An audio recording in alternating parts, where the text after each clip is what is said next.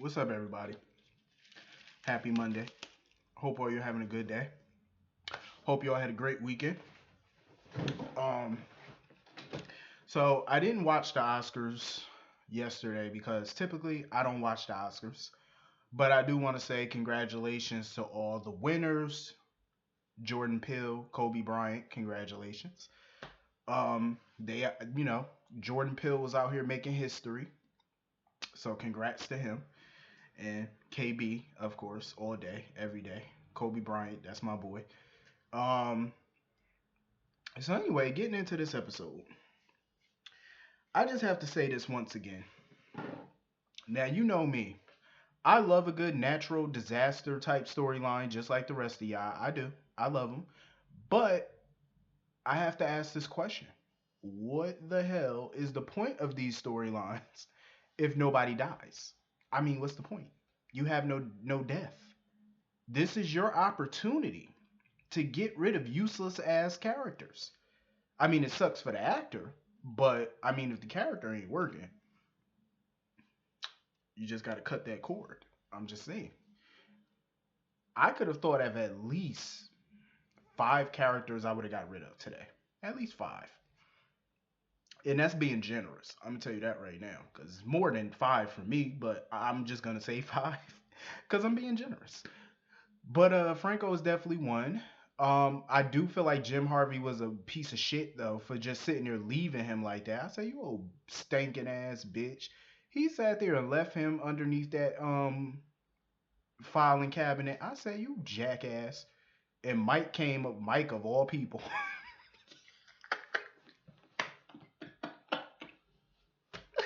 Mike of all people found him.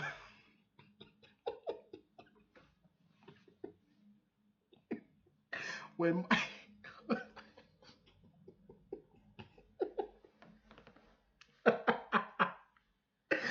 Hold up. Wait.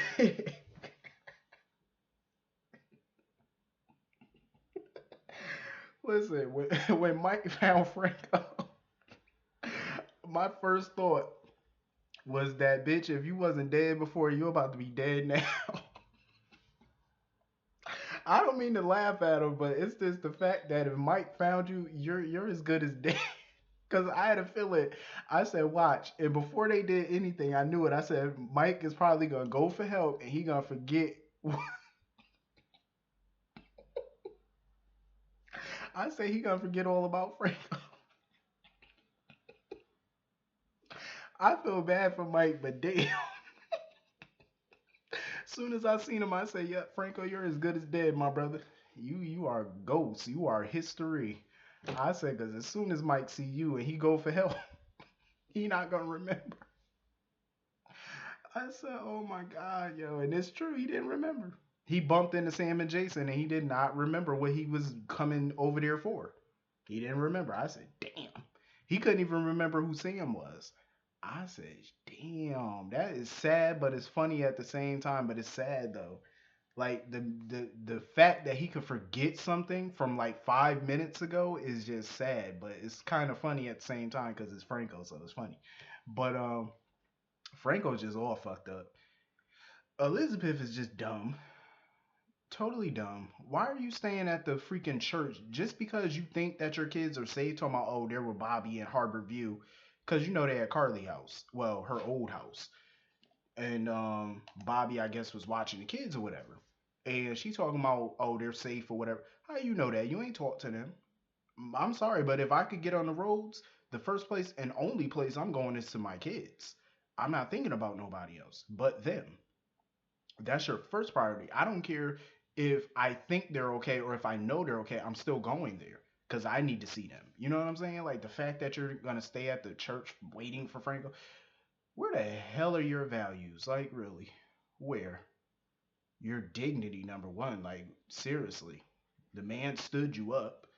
He knew it was your wedding day, and instead he chose to confront Jim Harvey, and he literally got nowhere with Jim. He didn't get no answers. He came there with no more answers than he had when he first got there. What was the point of it?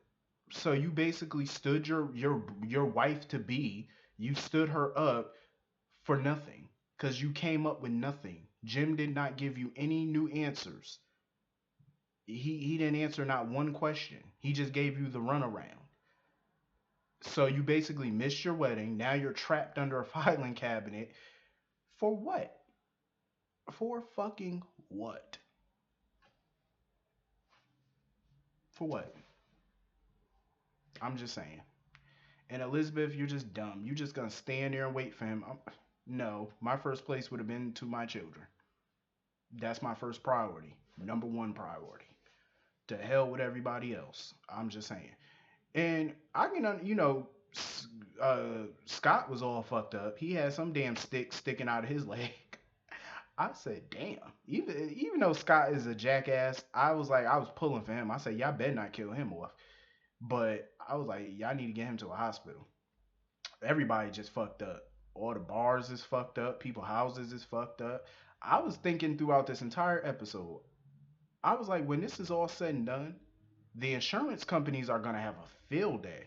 I would hate to be one of them insurance agents sitting on the phone with all these people trying to get their claims and stuff because their house was messed up because of the hurricane or their bar was messed up. You know what I mean? People they gonna have to sit on the phone with. I said, oh, hell no. I'm glad I ain't shit. I would thank God I ain't in insurance. I said, cause this would be hell. You'll be just sitting there all day, back to back phone calls from these people trying to get their money. I said, shit. I'm glad I'm not in that business. Especially not during this time. Earthquake, shit. You know how much damage that can do? Hell, everybody got fucked up. Ava, everybody. Um, but I'm happy that Kiki though, even though she was, not a doctor technically, she still wanted to go to the hospital and help people. I thought that was nice. Even though she's not a doctor, but I respect it. And Ava, I was it just me or did Ava seem a little shallow today when she found out she was bleeding from her head and she had a little cut in her head? She seemed so shallow. Oh, is there a scar? I was like, really, Ava? You're in the middle of a natural disaster and that's what you're worried about, a scar or a cut? I said, Ava, cut that shit out.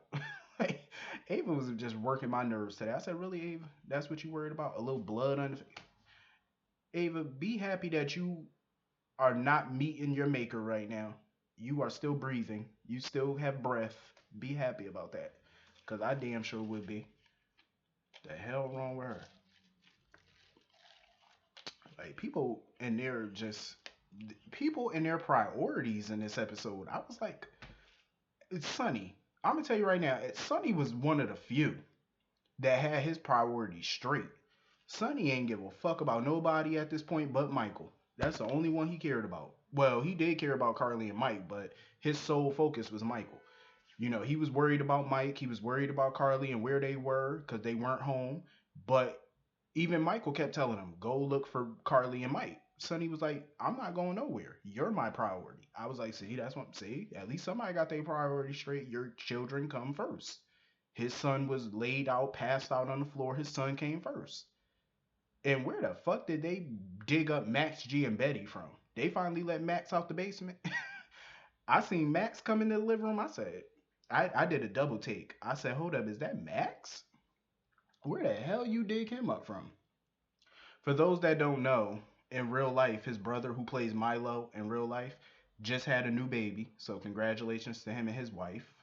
Um, so yeah, I was like, it was good to see Max today. I said, shit, I ain't seen him in ages.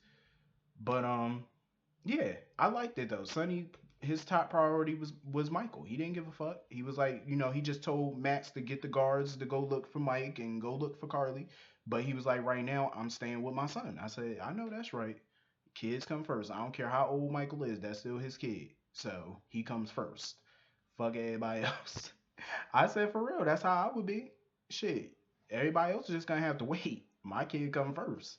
Especially he might have a concussion too. I say, yeah, you need to get to the hospital, boy.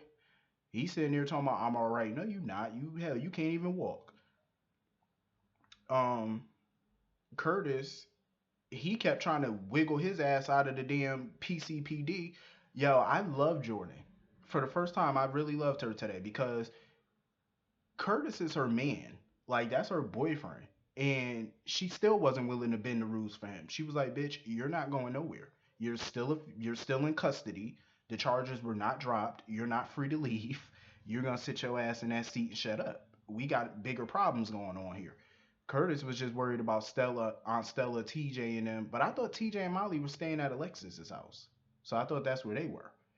Um, they sent, Jordan sent the cop over to Charles Street or whatever to go check on TJ and Molly, go see where if they were over there, and go check on Aunt Stella, which I thought was nice. She's just trying to get everybody accounted for and do her job at the same time, trying to figure out, how much more help they could use. um Ned had called her and told, said that he called the governor, he talked to the governor, and they gonna send as many, people as she need, more cops, more paramedics, whoever, doctors, whoever the hell she need, they gonna send, search and rescue, whatever she needs, she got. Um, cause she had to take Curtis to the hospital because Curtis basically collapsed, his leg gave away. Amy asked the most dumbest question I think I heard today. She asked that doctor to take a look at Curtis, like, could he look at walk ins? Why would you ask a doctor, could he take a walk in? First of all, do you not know that this was an earthquake? Everybody you see tonight will be a walk in. Everybody's hurt. They're all walk ins, you nut. Why would you ask that question? That was stupid. Hell, he gonna see a bunch of walk ins. What you think? People got time to call ahead of time and say, I need to book an appointment? Hell no. They all coming in right now. They all seriously hurt. The hell is wrong with you? Like I said, I like the fact Jordan handcuffed Curtis to the damn bed. I said, good. She doing her job, and I like it. She playing it by the book. Even though that's her man and everything, she still ain't willing to lose her job and be corrupt. I said, see, that's what I'm talking about. You need a police commissioner like that. I mean, I've seen Jordan bend the rules sometime, but in this instance, she not bending them because she ain't about to lose her check. I'm just saying. Yeah, I can't say I blame her. Honestly, though, Sam was another one getting on my nerves. Um, Because Olivia and Ned both said nobody should be on the road because they need to keep the roads clear. She wanted to go find out about Drew. I had to agree with Jason and Ned on this one. Drew is a grown man. He's fully capable of taking care of himself. I'm sorry, but even if she talking about, oh, the kids are upstairs asleep, they're good, the nanny's here, Monica here, don't matter. Don't matter. The nanny and Monica are not those kids' parent. You are. So stay. What the hell are you trying to go see about Drew for? When the lines are free and you get service on your phone, I'm pretty sure y'all could contact each other. Drew's dealing with his own mess right now. He trying to figure out where the hell Jocelyn and Oscar are. Sam should have just stayed at the mansion with the kids. That's your priority. Where the hell are these people's values? Like, seriously. Do your kids not come first in your life? Um, I love that Lulu, she was there helping out because the girl Dakota, she had a separated shoulder. So Kim had to pop her shoulder back into place. When she did that shit, I felt that pain. I felt some serious sympathy pains. Because when you watch somebody pop their shoulder back in, you kind of feel the pain too. That's how I felt. I was like, ugh, that shit looked like it could have hurt. Because I remember I did that one time with my knee. My knee went out of place. I had to pop it back into place. That shit hurt. Damn, it felt like I broke it for a second. I was like, that pain, yeah, that shit hurt like a mug. Um,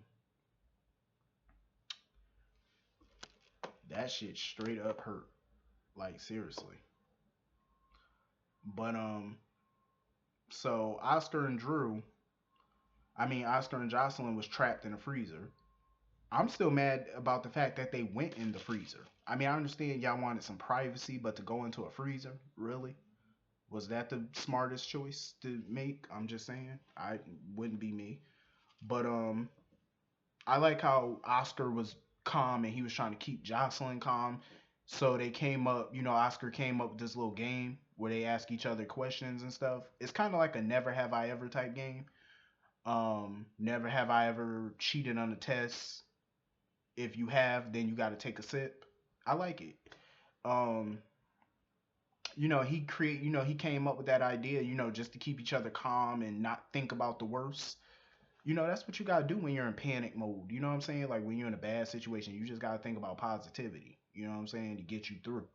So luckily, Kim and Drew found them in time, and they had to pry the door open and get to them in time because it was so cold in that freezer and stuff. They could have got frostbite or whatever. Like it was cold as shit in that freezer. Um, but yeah, I was so hoping somebody would have died in this episode. Like I'm just saying, when you have a natural disaster, somebody gotta die. Shit, remember that whole disease that happened in 2006?